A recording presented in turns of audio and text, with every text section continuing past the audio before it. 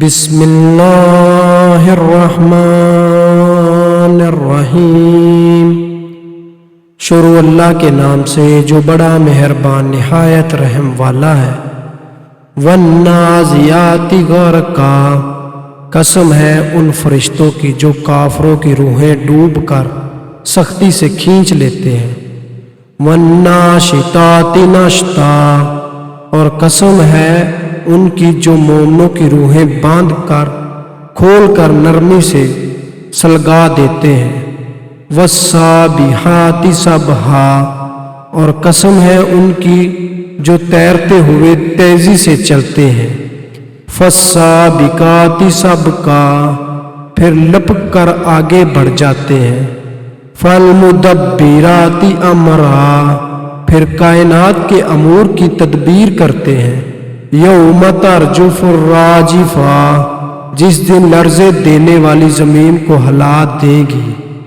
تتبعها الرادفہ، اس کے پیچھے ایک اور جھٹکا آئے گا۔ قلوب یومئذ واجفہ، بہت سے دل اس دن دھڑک رہے ہوں گے۔ ابصارها خاشعہ، ان کی آنکھیں جھکی ہوئی ہوں گی۔ یقولون انا لمردود فی الحافرہ، وہ کہتے ہیں کیا ہم واقعی پہلی حالات زندگی میں لٹائے جائیں گے۔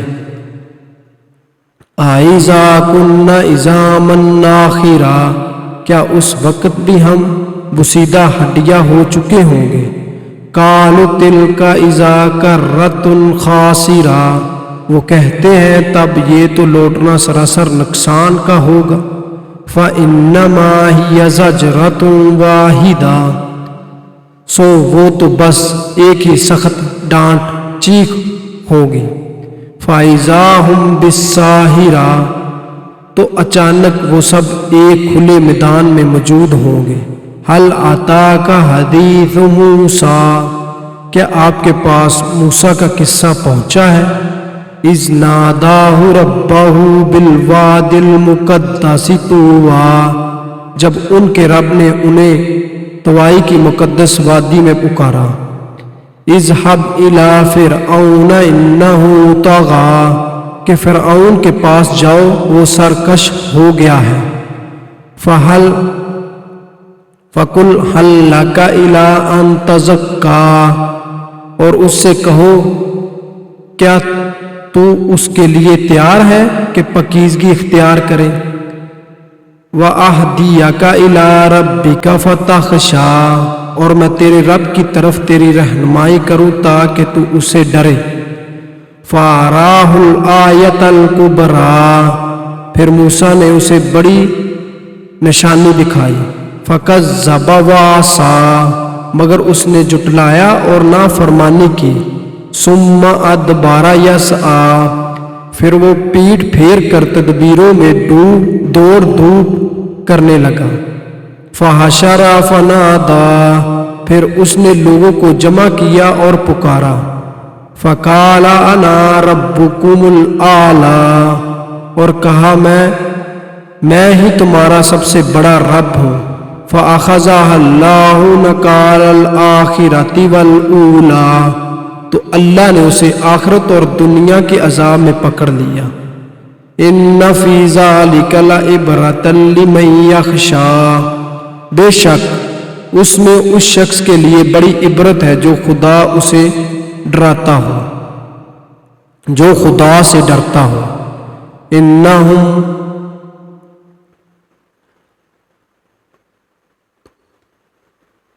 أَأَنْتُمْ أَشَدُّ خَلْقًا أَمِ السَّمَاءُ بَنَاهَا، کیا تمہارے پیدا کرنا زیادہ مشکل ہے یا آسمان کا جسے اللہ نے بنایا۔